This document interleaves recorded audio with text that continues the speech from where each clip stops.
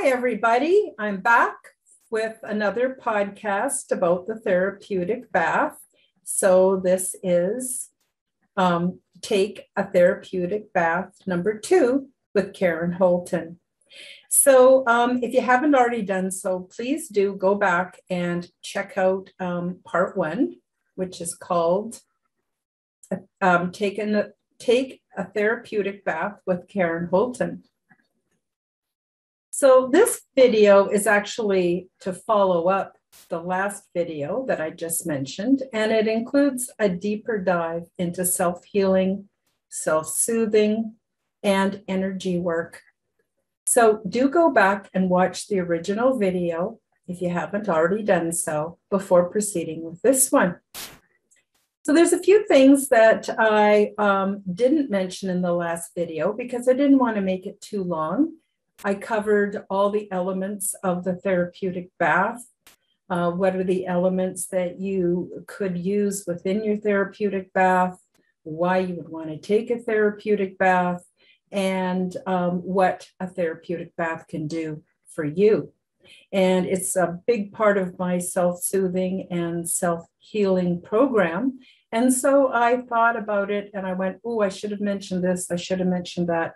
But instead I thought, well, I'll just make a number 2 podcast. And then I know that didn't come out right when I said a number 2 podcast, but the therapeutic bath number 2 podcast, there, that's better. So a couple things I didn't mention. Well, I did talk quite a bit about my orgone generators, but what I didn't talk about is the fact that I do a process that was given to me by my guides, by my higher guides, in order to help them to work more effectively and to boost their power. And so what I do is I actually do a ritual with them where I will put my orgone generators and my crystals in a grid-like layout on a table. And then I always take some orgone generators that I've already done this process on, and I add them to the new crystals and the new orgone generators that I want to supercharge. And I use a wand and I connect my energy to the earth so that I'm very grounded.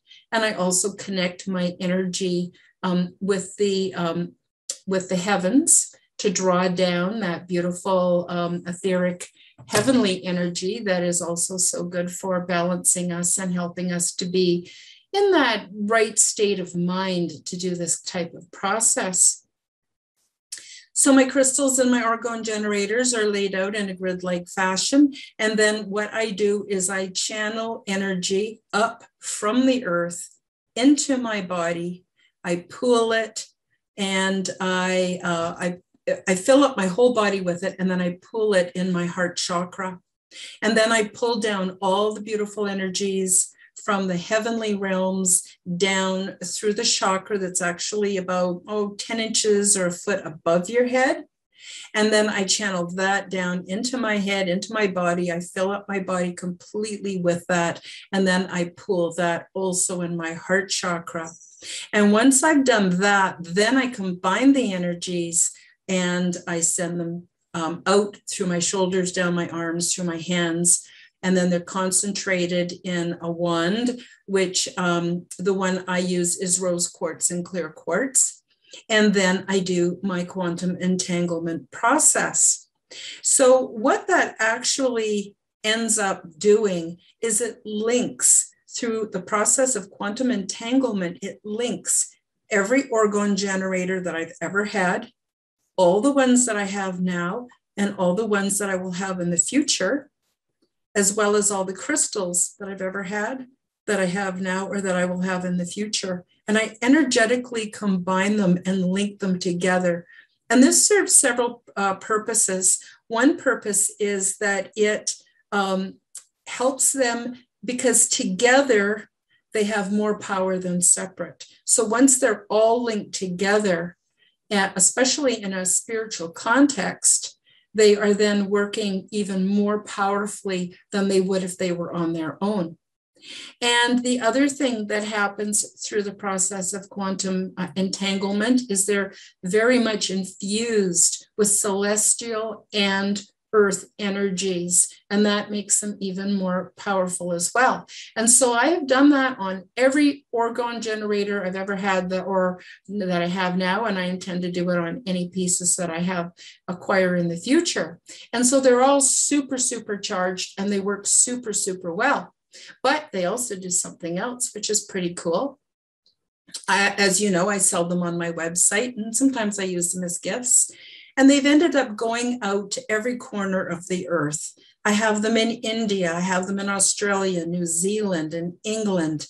I have them in different parts of Europe. I have them in all over the United States, all over Canada. They've gone out to Hawaii and Eastern Canada, Western Canada, Alaska. They've just gone just about everywhere. And so what happens is, as they go out into the world, that invisible energetic connection remains intact. Now, another thing that happened is I had a beautiful woman from the States contact me who also does grid work with orgone generators and crystals. And we swapped some of our energy infused orgone generators and crystals, and then we add them to our own grids.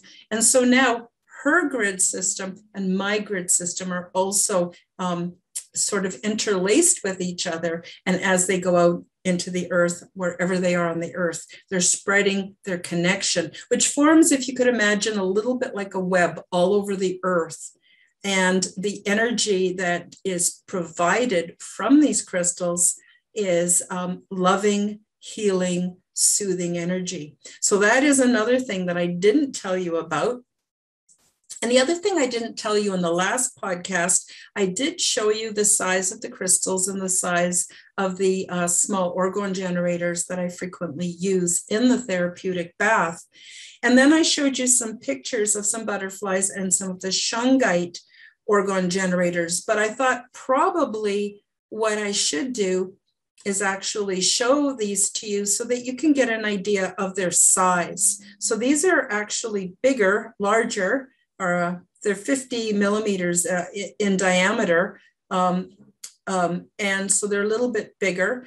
Here, this one here is the plain shungite disc. It's got the double Merkaba symbol. It's got the layer of shungite. And when you turn it around, you can see all that beautiful copper and an amplifying spiral. And so this is the plain shungite disc that I use in the tub, especially for detoxification and for wicking anything negative energetically out of my body and my system. So that's that one. Now, before I put it away, I will show you the one that's the rose quartz. So the rose quartz one looks the same. Okay, it's the same diameter, and it has the same double Merkaba symbol. It has the same shungite on one side, but on the other side, there's copper in between the rose quartz and the shungite, and it has an amplifying spiral. So this one has the rose quartz, and this one is just the plain shungite. So just so you can get an idea of the size. And of course, there's a width difference because we've added another whole layer. Maybe I will put them this way, so you can get an idea of the width. So this one here, this one here is a bit thicker than this one here, but they're both very smooth. Everything is completely encased in this organic resin, and they're just so perfect for taking into the tub. So the one with the rose quartz is also going to add that beautiful love harmonic to the water, which restructures the water and passes on its healing to yourself. But then the other interesting thing is when the water at the end of your bath goes down the drain, it's taking that structure into the earth, which is also very healing to the planet itself. I know, amazing, right? So the other thing I wanted to just show you was a couple of the butterflies. I showed you pictures, but I didn't show you what they actually look like. So they are larger than any of the discs a little bit. because of the wings. They're not too thick, but they're just perfect. To just compare it again to the shungite disc. See how this is bigger. And these have the metal bits, and then they've got double amplifying spirals in the front, and that is also encased in the organic resin, so that they're completely encased. And they're also under pressure, because when the resin shrinks, it causes a piezoelectric effect. And so your crystals start to vibrate, produce an electrical charge, and draw from 0 point. So those are the things I didn't mention in the last video that I wanted to mention this time. Now, there's a couple other things that I also didn't talk about. Now, you want your bath to be salty. We talked all the reasons why you want it to be salty. We talked about in the last video. So I recommended in the last video using Epsom salts and Dead Sea salt from the Dead Sea, or sea salt, or Himalayan rock salt, any kind of salt, and you put that into your bath to create a salty bath. And what that does is it not only draws out toxins, but it also supports your electrical system, which is absolutely essential for you to have a good measure of health and to relax and to take good care of your body, your mind, and your soul, as well as your light body. But what I didn't mention is you can also tweak your bath to be acid or alkaline, depending on the health benefits that you want to acquire or achieve, I should say. So if you want to make your bath more alkaline, then what you want to do is you want to add about a cup of baking soda. Now, getting back to the Epsom salts and the sea salt, I recommend about a cup of sea salt and 2 or 3 cups of Epsom salts, but it's up to you. So you use how much you think that you need in your bath. You know, you may need less, you may want more. It depends on how you feel, if you're feeling anxiety, if you're feeling body pain, and you want to, help yourself feel better, you would want to use a bit more. And the same thing goes with making your bath more alkaline or more acidic. So I would say start with a cup of baking soda in the bath. And what that's going to do is it's going to effectively affect the charge of the electrons. And so you're going to have a more alkaline bath. Now, if your body is too acidic, an alkaline bath will draw some of that acidity out and help to neutralize your overall chemistry within the body. However, some people actually like a bath that's a little on the acidic side. And both acid and alkaline, just like batteries, are able to facilitate an electrical charge. Now, I'm not talking about the same kind of electrical charge that comes out of your outlet that you plug your toaster into. And I'm not talking about the kind that comes from, electronic devices or anything like that. I'm talking about the normal, healthy, resonant frequency that we ourselves hold. All our nerves require a specific type of electricity. Our etheric or auric field also requires it within the physical body.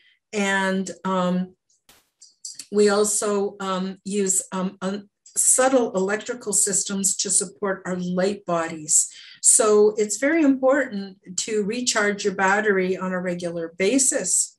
So some people prefer an acidic bath. And for an acidic bath, I would not use the baking soda. Instead, I would use a cup or more of a natural type of apple cider vinegar.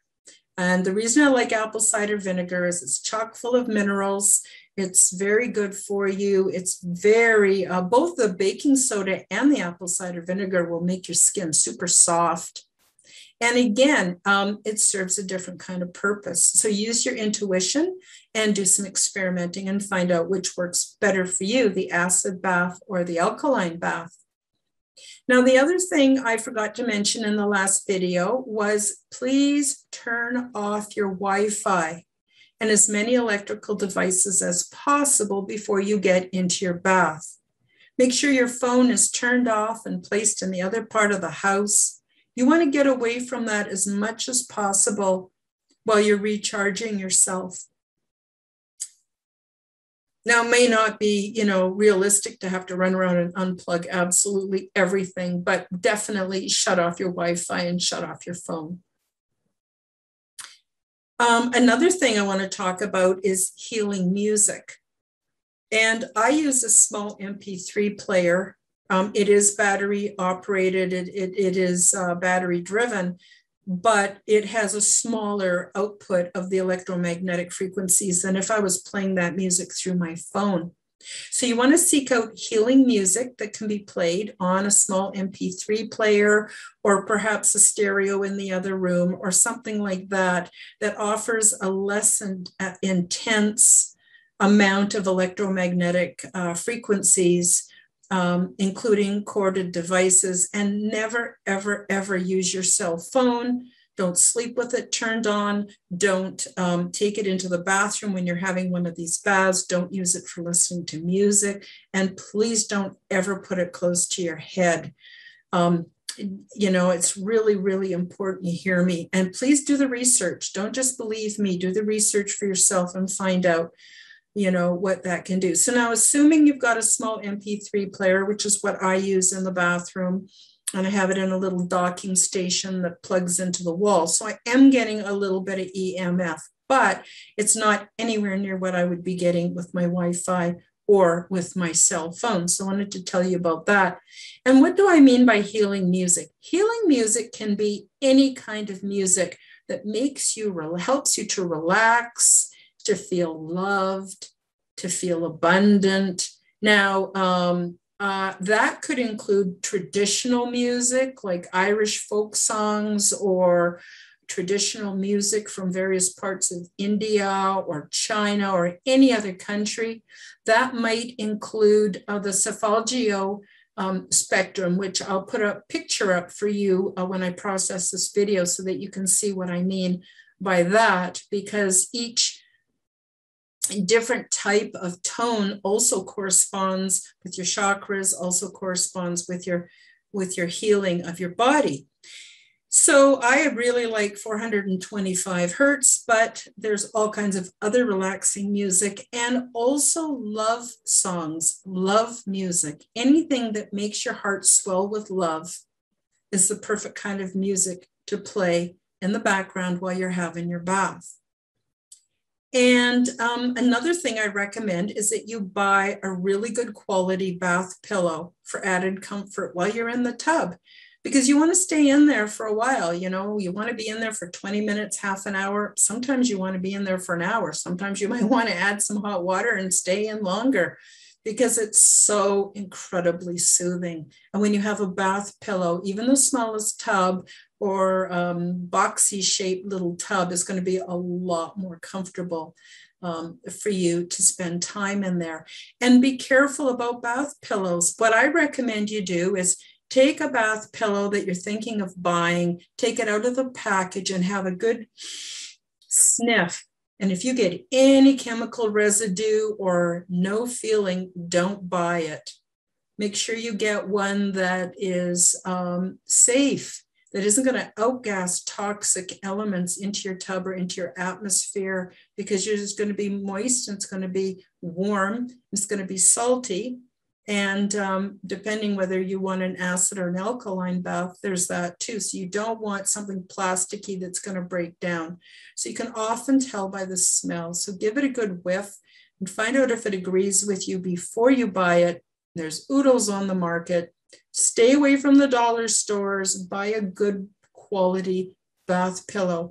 They have suction cups on the back. The one I have has a nice pillow, and then it's got a section below that. It's got 5 big suction cups, so it sucks right onto the tub, doesn't move around.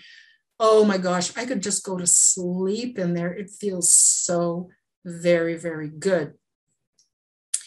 The other thing I want to do is talk about subdued light. So when you're relaxing or meditating, or you want to, approach your spirit guides or anything like that, it really helps to be in subdued light, especially because a lot of the light bulbs now are either those CFL twisty jobs, or they might be LEDs. They're really not good for your energy system. You want to shut all of that down. Now, a lot of you are probably immediately thinking of candles. Well, not really, and I'll tell you why. It's because most candles are made from what they call paraffin waxes, extremely toxic. Every time you light a paraffin candle, you are outgassing disgusting chemicals that are harmful to you and your body, your mind, and your soul. Don't use them. They're cheap, they're abundant, they're often scented. Don't buy them, and don't buy any scented candles. I can't stress this enough. There are so many ways to toxify yourself. You want your therapeutic bath to be the opposite. You want it to be detoxifying, revitalizing, energizing, but also deeply relaxing and soothing. You want it to promote healing. That's why you're doing this. And so I don't recommend candles. Now, if you can find some pure soy or beeswax candles, even better, and you may want to use those. But be very careful if you have pets. So every time I light a candle, even a safe candle, my cat likes to come and play with the flame. Well, that's not safe because you're in the tub. You may not get out in time to rescue a tipped over candle, a burnt kitty, or anything like that. So there are small, inexpensive electric candles that you can buy, but then again, you're often dealing with EMFs, but they're pretty weak, which is what you want because you don't want a bright light when you're in the tub. You want subdued lighting. So you could try those. You could try, safe and non-toxic types of candles. But what I really like to use is a low light corded lamp. So the lamp I have in the bathroom, it's a sphere, and it actually is cordless. I recharge it and then it works for a long time. It takes like 10 hours to charge, but then it's good for like 30 hours, which is a lot of tub time. And it's shaped in a sphere, and it looks like kind of a galaxy pattern on it. And it's got a little controller, and I can control how bright or how weak I want it to be, or whether I want it to be lit within, red, green, blue, yellow, violet, whatever I want. It's pretty handy. It's a bit of overkill for me because I basically just have it on a low light inside. But there are many, many kinds of children's night lights and small night lamps and low lamps that can be turned down really low that are quite attractive and really go along well with this whole therapeutic bath concept. So you might want to try one of those. Now, soap, people go, well, what about soap? Some people like to use soap in the bath, and some need soap more than others, depending on your situation. So if you're going to use soap, please use a pure Castile soap, something like Dr. Bronner's Magic Soap. I don't normally use brand names, but this is really important because you don't want to toxify your body with a toxic soap. You want something that's very, very pure. Maybe you can find some that are homemade or handmade that are very pure. Neza Naturals also carries a beautiful pure Castile soap. And the reason why Dr. Bronner's Magic Soap is something that's one of my favorites, it comes in some different, blended with some different essential oils, depending on what scent you like. I really like the peppermint because it's very detoxifying and it feels really nice. But the other reason is, remember in the last video, I talked about Dr. Emoto and how words and music and plants and all kinds of things affect the structure of water. Well, sadly, Dr. Bronner has passed from this world, but what he started to do and what the people that have taken over the company continue to do is they have all these little sayings right on the bottle. that remind people about how united we are and how love is really important, and all these very high universal spiritual concepts and thoughts he has written right on the label. So you can imagine what that's doing to the soap inside. It's restructuring it in a very positive way. And then when you want to use that on a sponge or on a cloth, or in a therapeutic bath, you can go ahead and use that, and it's going to do everything good for you. It's going to help also restructure the water in a positive way. So make sure you're using pure Castile soap. It's very good for you and it won't hurt you. And I didn't mention that in the beginning video. So there's just a little bit more here. I want to talk about adding other things that you would class as being herbs and spices. You can also add into your therapeutic bath. Now, I want to mention I would not use anything too spicy, because when you're in the bath, you don't want parts of your body, your sensitive areas, to become uncomfortable with the burning sensation. So I would not use pepper, cayenne pepper, and other quite strong spices. But what I have used and found really good results with is rosemary. Rosemary, I learned about rosemary when I was going to university. It really helps to strengthen your memory. It does a lot of other really neat things too. So you put rosemary right in the bath with you. I know, that's why I call it Karen's soup. It's like a soup. I've also used food grade sandalwood.